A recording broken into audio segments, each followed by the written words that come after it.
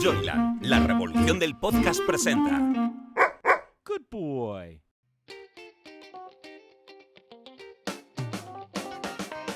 Después de trabajar muchos años en el mundo editorial, Carmen Fernández de Blas nos revela en su podcast ¿Quiero un libro tuyo? Anécdotas, secretos, historias curiosas o divertidas que se esconden tras la publicación de un libro. Pero, sobre todo, personas, seres humanos más que autores, que merece la pena conocer y que nos presenta en cada episodio. Hola, soy Carmen Fernández de Blas y esto es Quiero un libro tuyo. Hoy tenemos en el podcast a una invitada a la que enseguida todos los que nos vean por YouTube o por las diferentes plataformas la van a conocer enseguida, no hace falta presentación. Y en cuanto que hable, todos los que solo escuchan también la van a conocer. Porque Nieves Herrero, que es la que tengo el gusto de tener hoy conmigo, pues es que la conoce todo el mundo por su radio, por su tele, por todos los programas y su larga trayectoria en los medios de comunicación. Yo creo que es una de las más importantes comunicadoras audiovisuales de España, ¿no, Nieves? Yo así te considero. Carmen, te mando un beso gordo, ahora nos lo daremos porque nos separa una mesa, pero yo creo que lo verdaderamente importante es que haya alguien que te escuche y que alguien que te lea y alguien que te, en fin, que te diga cuando vas paseando por la calle, me he leído un libro suyo o le he escuchado en una entrevista. Yo creo que ese es el aplauso. Sí. Un poco para que la gente se haga una idea, la sensación que uno tiene es lo mismo que un artista cuando ha acabado su función y le aplauden, ¿no? Esa recompensa de alguien me ha escuchado y eso para mí sí que es importante. Lo demás pues dependerá de a quién le preguntes, ¿no? Porque es imposible caer bien a todo el mundo y tampoco lo pretendo. Quizá cuando era jovencita, Carmen, pues lo que más amaba era que todo el mundo me quisiera y alguien me dijo eso, Nieves, es imposible. Y entonces comprendí que en la tele está el bando que te quiere y el bando que no. Y en cambio en la radio ahí te escucha familia de oyentes, gente que pertenece a tu forma de expresarte. Entonces, por eso la radio para mí tiene un punto más que la televisión de atractivo, y es que la gente que te escucha no mueve el dial, se queda ahí contigo durante el tiempo que tú estés ahí. Entonces, bueno, para mí lo verdaderamente importante no es la persona, sino esa comunicación que se establece entre el periodista y el que le escucha. Pues a mí me encanta y además yo creo que has hecho muy bien porque la radio, según parece, es el medio que más llega a todos los escuchantes, a toda la gente. De hecho, cuando nosotros en las editoriales planificamos las promociones de los libros, desde luego tenemos mucho más claro el impacto que tiene que tú le hagas una entrevista a un escritor que la televisión en general. Yo creo mucho, a mí me gusta mucho la radio y creo que tú haces muy bien todo, pero entiendo que la radio al final se ha quedado como tu medio más, en el que te sientes más a gusto. Sí, más cómoda, es verdad, Carmen. Y es cierto que uno puede en radio, igual que en este momento aquí, hacer una entrevista más larga. Claro. La televisión es muy rápido, tiene ese primer impacto, pero con una entrevista, al final tú acabas conociendo al personaje. Una entrevista en condiciones y entonces la radio te lo permite y esa es la maravilla. Igual que Internet, que está supliendo y está llenando un hueco que ahora mismo no hay, ¿no? Y es llegar a personajes que a lo mejor no tendrían cabida en otro sitio. Y entonces es maravilloso. Yo es que cada día me enamoro más de las nuevas tecnologías, de verdad. Hombre, la verdad es que yo estoy muy contenta en este podcast porque te permite hablar un tiempo y hablar. O sea, no es una entrevista, no es un 3 preguntas y me voy, sino es poder conocer. Eso yo cuando es. me planteé este podcast, que se llama Quiero un libro tuyo y que por supuesto venimos a hablar aquí sobre todo de tus libros, aunque no podemos obviar quién eres, lo que me gustaba, la idea que a mí me llevó a hacer el podcast es compartir con la gente que quisiera todas las personas interesantes que yo he conocido. Porque a mí me preguntaban, ¿y no vas a escribir tus memorias? Pues hombre, no. Hombre, tú podrías. No, podría, pero no. ¿Por qué? Pues porque, como diría Peñafiel, callo más por lo que... Vales más Valgo por más lo por que lo que callo que por lo que diga. No, y porque me parece que, aunque es interesante, y aquí hablamos del mundo de la edición y de los libros, pero sí me ha permitido este maravilloso trabajo conocer a gente como tú, gente interesante, gente que a lo mejor Gracias. la ha visto. No, pero es verdad, la gente tenemos en general una impresión, pues a ti te escuchan, tienen una idea, y esto permite un acercamiento mayor a la personalidad, a la manera de pensar, a su propia historia, porque no es tanto hablar de tu último libro, sino también hablar de lo que opinas, hablar de Claro. lo que es para ti la literatura. Y ese es un poco el objetivo, porque aunque tú seas tan famosa en el mundo de la radio y la tele, tienes ya 11 libros publicados, si yo no he contado mal. 11 y tú tienes que ver con alguno Yo de tengo ellos. que ver con algunos, porque claro, se supone que también la gracia de este título del podcast, que fue cuando se me ocurrió, es que yo me he pasado la vida diciendo a la gente, quiero un libro tuyo. Y a ti, por supuesto, Es te lo he verdad, dicho. es verdad. Y entonces a quien se lo he dicho, tiene que salir el primero en este podcast o de los primeros. Claro, Y claro. Nieves Herrero, gracias al destino, a las situaciones, me han pasado eso, hemos compartido, y por eso también sé tu manera de trabajar, sé lo concienzuda que eres, lo seriamente que te tomas tu trabajo en los libros. Hombre, si me comprometo, Carmen, Sí, es pero- que se ve que el mundo del autor, a lo mejor, no sé, pero yo creo que los periodistas estamos tan acostumbrados a hacer entregas en tiempo y forma que esa es la máxima, ¿no? Y cuando escribimos, pues cumplir. Lo que pasa es que vosotros estáis muy desacostumbrados a que la gente cumpla en fechas. Es que hay de todo, es verdad. De todas maneras, eso que dices es interesante, porque es verdad que un periodista, en teoría, tendría que ser o tiene unas capacidades, aquí lo hablábamos con Anson, dice Anson, es que un periodista y un escritor es una redundancia. Yo creo que no, porque es verdad que el periodista escribe, pero un escritor, me refiero, de novelas, tiene que tener un ritmo, una estructura y unos tiempos diferentes a las que puede tener un periodista de una columna o de un reportaje o de una noticia, ¿no? El Es trabajo diferente. Claro, es, Carmen, opuesto. Claro, Mientras en periodismo tú tienes que sintetizar absolutamente todo y dejarlo en X palabras, en un libro es todo lo contrario. En prensa, si yo estoy entrevistándote a ti, por ejemplo, obvio, a lo mejor donde... qué estamos haciendo, o que tienes una libreta encima de la mesa, o que yo tengo mis gafas que me dan seguridad.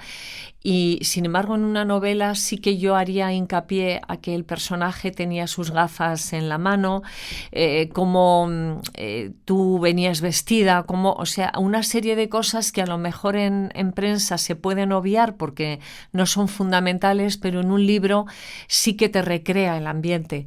Entonces, sí que creo que un periodista podría escribir, como dice Anson, que estamos preparados para hacerlo, escribir literatura, pero a lo mejor el trabajo, como es tan opuesto a lo que hacemos a diario, no sé si todo el mundo tendría la paciencia, porque para escribir un libro yo creo que hace falta tesón, método, paciencia, y los periodistas somos bastante caóticos, y cuando te pones a escribir novela tienes que ser casi tan metódico que tu familia ni te conozca, porque cada día a esa hora te tienes que poner a escribir. No puedes saltarte un día, porque si te saltas un día es como que has perdido un poco la trama por donde iba. Tiene que ser un ejercicio diario y es muy sacrificado. Te pierdes muchas cosas familiares, te pierdes mucho tiempo libre, pero a la vez ganas en que la satisfacción que sientes a la hora de escribir es que no hay premio que realmente te dé lo que sientes. O sea, yo en el ordenador es como que se me olvida el mundo, se me olvida el dolor que pueda tener de espalda, se me olvida los problemas que uno pueda tener a diario. Entonces, durante ese tiempo que le dedicas a la escritura, estás tú con tus personajes y llega un momento en el que sabes cómo piensan, cómo respiran, y tienes necesidad de seguir adelante con esa historia. Es un trabajo muy fascinante, la verdad. Oye, a ti te encanta. Pero ¿cómo arrancaste? ¿Cómo fue tu primer libro? Mira, mi primer libro, yo estaba en Radio Nacional de España y todos mis compañeros escribían. O sea, la verdad es que había un ambiente... Una época que sí, había mucho un ambiente muy de intelectual y era muy interesante. Unos escribían poesía, otros hacían novela, otros pues se dedicaban a plasmar sus recuerdos. En fin, estamos hablando de hace ya bastantes años y se acercó una editorial, Martínez Roca. Martínez Roca, sí, lo sé. Y entonces me dijo que escribiera un libro y en principio iba a ser Picasso, porque yo soy una obsesa de Picasso. Fíjate, ahora que estamos en un año tan importante para recordar su obra. Y dije, no, yo quiero escribir de Picasso, pero vamos a ver tal. Y de Picasso fuimos derivando, no sé cómo me convencieron para que escribiera una novela de una mujer divorciada. Yo me acababa de divorciar y de alguna manera pues me sentía cómoda hablando de ese personaje porque estaba pasando por esas vicisitudes que yo también. Y luego alguien dijo, es que es una novela biográfica. Y dije, no, pero sí que tengo mucho que ver con el personaje, pero no era biográfica. Y bueno, ahí la verdad para la primera pues a mí me ayudó mucho que conocía bastante el entorno del personaje, pero me di cuenta de la dificultad a la hora de escribir porque tenías que conocer el ámbito en el que te movías, tenías que conocer hacia dónde iba a llegar tu personaje. Ahí fue donde comprendí la enorme dificultad. Yo digo que la primera novela es mejor olvidarla. Y bueno, es un aprendizaje. Y la segunda yo creo que ya es más tú. Pero sin embargo la primera creo que es más inocente, no te has escondido y estás tú ahí en carne viva. Y el segundo, pues seguirás estando tú en alguno de los personajes, pero ya aprendes a camuflarte. Y entonces, bueno, pues empecé ahí mi andadura.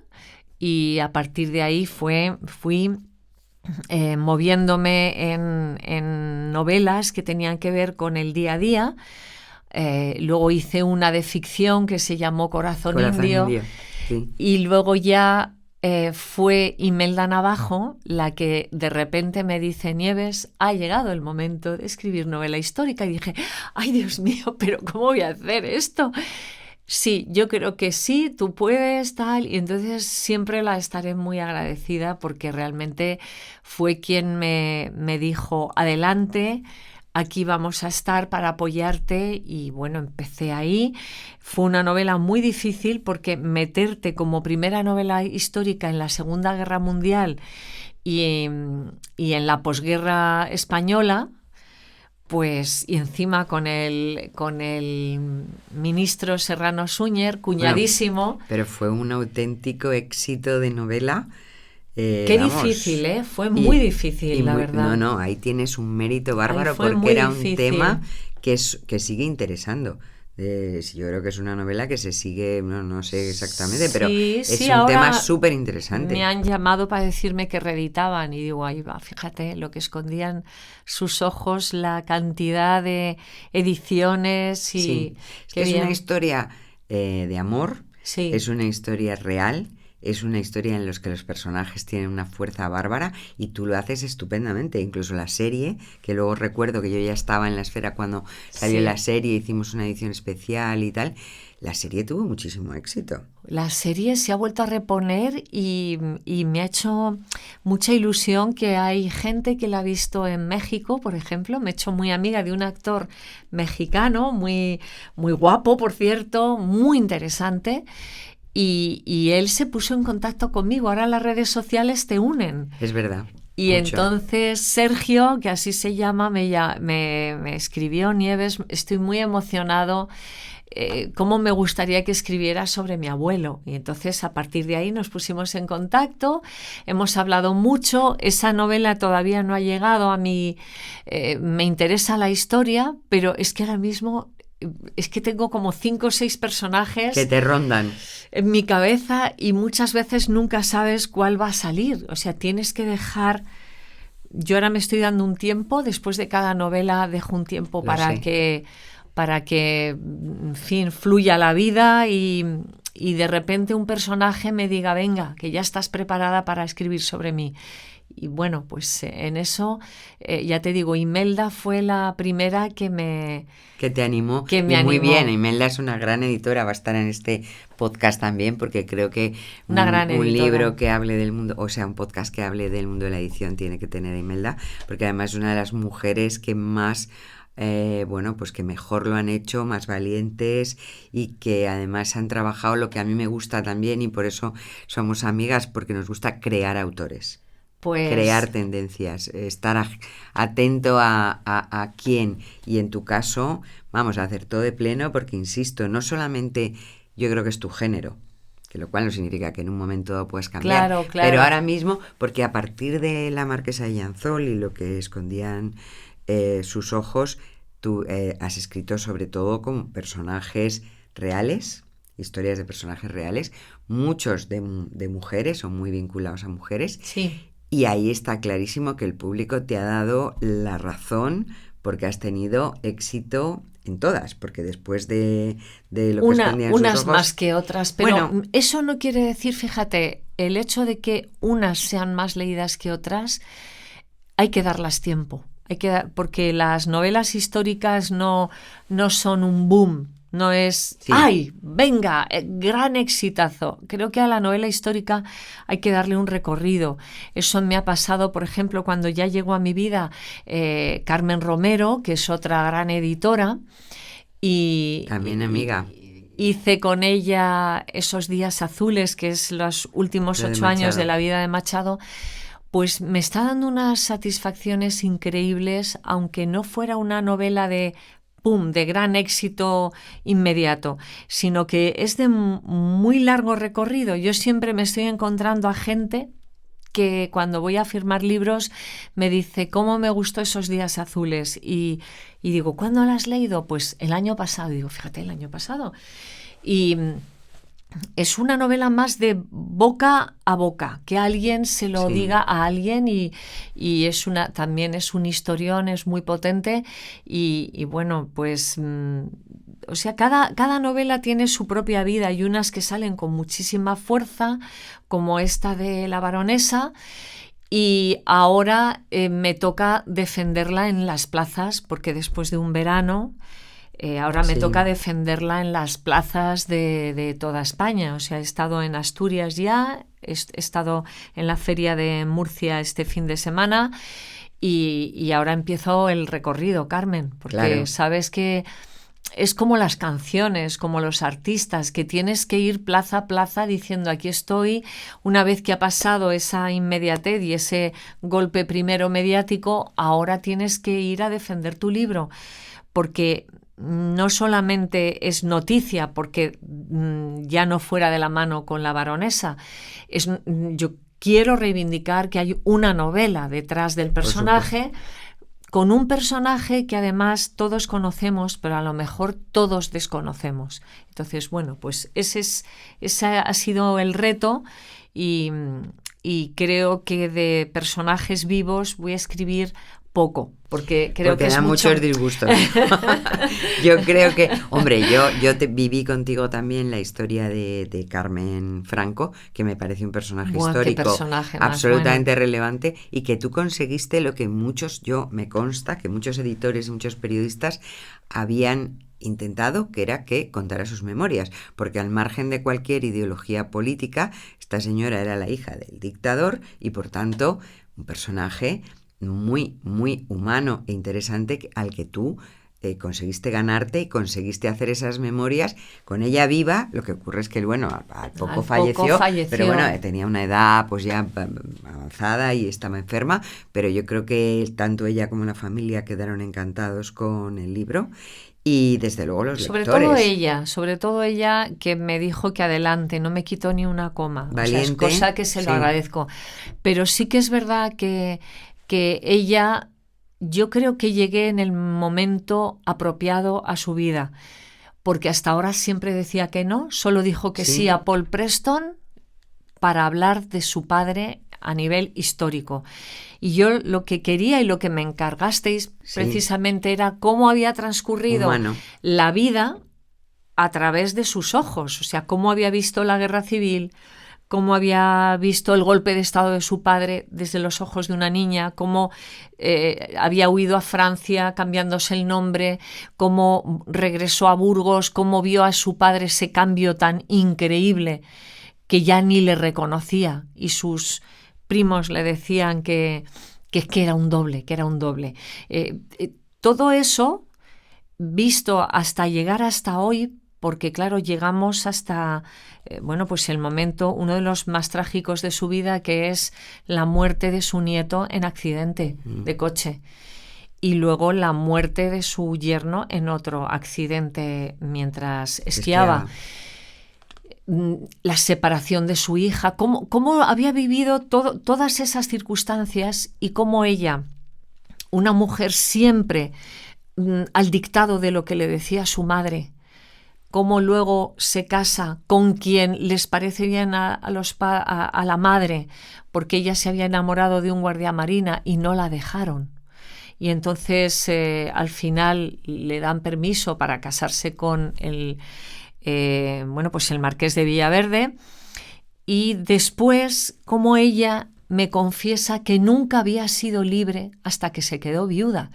Caray, es que dijo una serie de cosas que me parece que... importantes. Sí, y mira, hace poco una compañera, no sé qué libro estará haciendo, pero es una compañera de profesión que también escribe libros, que me dijo: Nieves, enhorabuena, porque yo no me había acercado al personaje, no sabía que habías escrito, y gracias por los datos. Pero hace nada también otro compañero, que había sido político, pero ahora es compañero de literatura, escribe novela, me dijo que me citaba constantemente en el libro que había escrito, porque ahí se daban unos datos que él no había encontrado en ningún otro libro de historia. Entonces a mí eso de verdad me llena de satisfacción, porque dices, bueno, el mismo Juan Eslava, al que yo, para mí es fuente de documentación permanente en los libros que hago, que Juan Eslava también dijera: oye, Nieves, estos libros me ha gustado mucho los datos que has dado aquí y allá, y digo, fíjate tú que compañeros a los que yo admiro tanto les haya parecido bien el libro o los libros. Entonces, bueno, para mí eso significa mucho, la verdad. Bueno, es que yo creo, en mi opinión de editora, que tú tienes una habilidad para retratar a los personajes, porque es verdad que te documentas mucho, pero eso es una cosa muy buena, pero lo que mejor haces tú es que con esa documentación le pones carne y sonrisas y emociones, y entonces tú conoces al personaje, sobre todo a estos que te has entrevistado. Por eso debo decirte que me pareció muy valiente Carmen Franco y muy inteligente, porque era la manera que la gente conozca cómo es con una persona como tú, a través tuyo en una novela. Siempre habrá licencias o más o menos, o cosas que uno no quiera contar, y también, aunque no me sorprendió, me parece poco inteligente lo que ha pasado con la baronesa, que es por supuesto muy respetable, pero desde luego estoy convencida de que tu novela va a gustar muchísimo a la gente, porque tu capacidad de investigar y tu capacidad de retratar, yo creo que a estas alturas es incuestionable, y el que quiera conocer a la baronesa probablemente...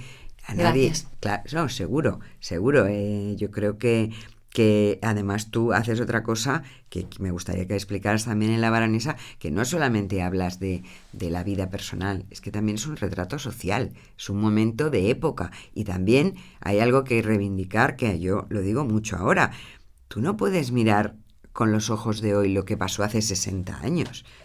¿No te parece? Efectivamente. Claro, no podemos juzgarlo o sea, esto que ha pasado con Picasso, ¿era un machista? Lo era, pero es que hay que reconocer que en esa época no tiene el mismo significado que ahora. Quiero decir que cuando tú te acercas a un personaje con una edad, hay una parte de su vida que está en unas coordenadas sociológicas y familiares y tal, que son muy diferentes a las que puede haber ahora.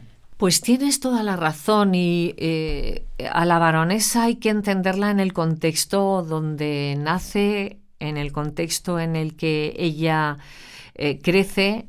Hay que decir que ella nace en el 43, hablamos ya de 80 años, y después de decir esto, que es una mujer de la posguerra, nace en Barcelona, en esa Barcelona que resurge muy industrial, y ahí es donde encontramos a su familia, una familia que tiene por parte paterna la sal Costa, una sal con la que todos hemos cocinado alguna vez en nuestra vida.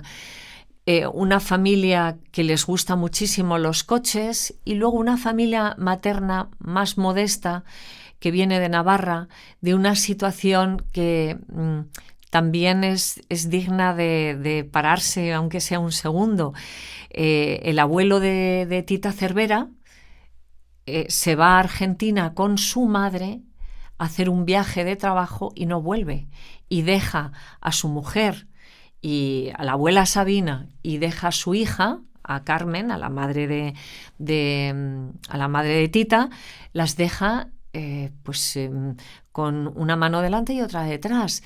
Empieza a mandarles dinero todos los meses, de eso viven, se trasladan de Los Arcos, se trasladan a vivir a Barcelona, y empiezan ahí una nueva vida. Claro, es muy difícil el saber que constantemente, cada vez que vas a Los Arcos, te digan, oye, ¿y qué es de tu marido?, le decían a Sabina. Sabemos que tiene una nueva familia. Eso era muy duro. Entonces, saber que tienes también un tío que es cura y que de repente desaparecen unas misiones, pero previamente se han enterado que tenía una señora que vivía con él, el sacerdote, y unos hijos. Y entonces aquello fue un escándalo, por eso lo mandan a misiones, va y viene y de repente desaparece. En ese contexto, una niña, cuando se separan sus padres, cuando nadie se separaba en esa época, cuando ella tiene 5 años,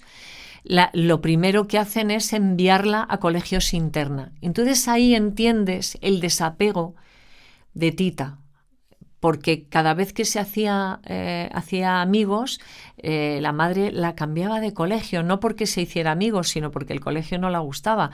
Pero entonces la niña no iba dejando rastro y pozo. Todos nos hemos criado. Yo sigo con mis amigos ahora se llamaría guardería. Antes, bueno, pues nos llevaban ahí colegio. A los niños al colegio. Y yo los conservo, tenemos nuestro chat que nos llamamos los niños. Entonces, qué bonito. Entonces, después de ese chat, pues, y de mi colegio, luego tienes a las del colegio ya cuando eres un poco más mayorcita, luego a los de la universidad. Y son vínculos con los que no rompes. Y entonces a Tita no la dejaban tener vínculos, porque cuando los tenía, incluso llegó a hacerse muy amiga de una monja, y inmediatamente es que la cambiaba la madre mucho de colegio porque no le gustaba la educación que recibía. Y luego en estos colegios internos, que eran colegios de niños bien, resulta que siempre estaban comparándose. ¿Cuántos abrigos de piel tiene tu madre? ¿Cuántos coches tiene tu padre? Y entonces, claro, las comparaciones eran odiosas, y ella fue pasando de cole a cole.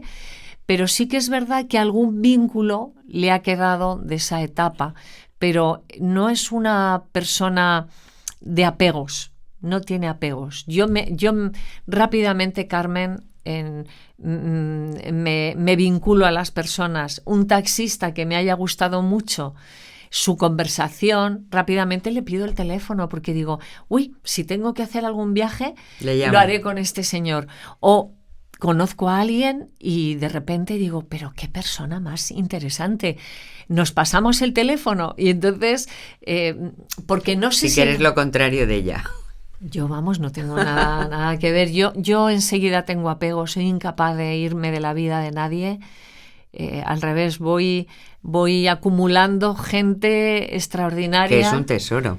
Eso es un tesoro, para mí Nieves. Para mí mi tesoro también. Es la gente que ha ido quedando con el paso del tiempo a mi lado y es una suerte cada vez que viajo reencontrarme con alguna de esas personas que sé que si me pasara algo lo pasaría mal, porque les veo el cariño, el afecto, la emoción, y para mí eso no tiene precio. O sea, entonces, bueno, yo voy haciendo vínculos y es verdad que Tita va deshaciendo vínculos. Entonces, bueno, es una mujer muy autosuficiente y quizá en principio miedo. Es encantadora, Sí. Es encantadora en las distancias cortas, es una mujer muy interesante. Creo que la debemos mucho en España a nivel cultural, no Seguro. tiene nada que ver la persona con la mecenas del arte y con la mujer que sueña con tener los mejores cuadros y abrir museos en España. Nada que ver. La mujer y a veces la mujer es encantadora, pero al final sale huyendo mucho, demasiado, y no sé por qué. Yo creo que se tiene que fiar de las personas. Bueno, pues yo creo que si quieren conocer a Tita Cervera o si quieren seguro disfrutar con ese libro de la baronesa, tienen que leer a Nieves Herrero. Pero Muchas si les gracias. interesa a otros de sus personajes, yo comparto que todos sus libros tienen esa fiabilidad y ese interés y esa Gracias. emoción. Luego cada uno puede elegir los personajes y espero que con el próximo que te ronde la cabeza nos Ay, sigas 2 o 3. sorprendiendo. Estoy segura porque además sabes elegir bien, sabes trabajar bien y eres una buena amiga. Así que muchas gracias, Nieves, por estar aquí en este podcast. Gracias. Lo más bonito que has dicho, creo que lo más importante es ser buena gente y creo que eso es lo que hay que intentar conseguir en la vida, el ser buena persona, el tener amigos, el abrir puertas. Ahí siempre, Carmen, me vas a encontrar. Así que Pues gracias por haberme traído. Seguiremos. Gracias, Gracias Nieves. a todos. Hasta luego.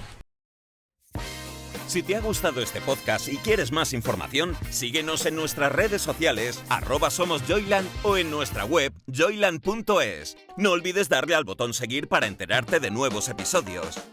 Quiero un libro tuyo es una producción de Joyland. Dirección y guión, Carmen Fernández de Blas. Producción ejecutiva, Hernán Zin. Dirección de producción, Ainhoa Martín. Locutado por Fernando Simón. Diseño de sonido, Alberto Cerro. Diseño gráfico, Julia Cernuda. Edición de vídeo, Lorena Gracia. Dirección comercial, Alberto Rojas. Producción Wowland, Fernando Pastini. Redes sociales, Sergio Corredor. Una idea original de Hernán Zin. Joyland, la revolución del podcast. Una empresa del grupo Wowland.